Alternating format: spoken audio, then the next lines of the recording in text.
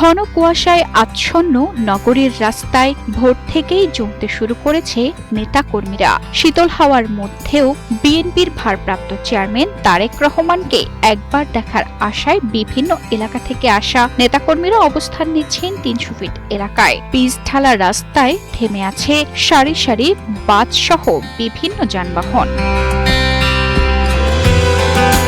দলীয় সূত্র থেকে জানা যায়, কর্মসূচিকে কেন্দ্র করে আগের রাত থেকেই বিভিন্ন জেলা ও মহানগর এলাকা থেকে নেতাকর্মীরা ঢাকায় প্রবেশ করতে শুরু করেছেন।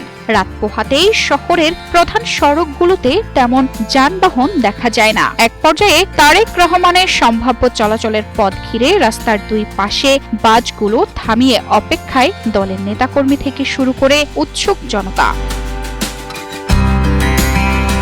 পদ্মা সেতু, মেট্রো রেল এবং এলিভেটেড এক্সপ্রেসওয়ে নির্মাণের গর্বিত অংশীদার বসুন্ধরা সিমেন্ট। পৌষের কুয়াশার চাদরে ঢাকা সকালের দৃশ্যে নেতাকর্মীদের হাতে দেখা যায় দলীয় পতাকা, ব্যানার ও ফেস্টুন। অনেকেই স্লোগানে মুখর করে তোলে রাজপথ। দীর্ঘ সময় অপেক্ষা করেও কেউ স্থান ত্যাগ করেননি। তাদের ভাষায় প্রিয় নেতাকে এক ঝলক দেখাও তাদের জন্য বড় পাওয়া। এদিকে যানবাহন চলাচল স্বাভাবিক রাখতে রাস্তায় আইন শৃঙ্খলা বাহিনীর ব্যাপক তৎপরতা দেখা যায়।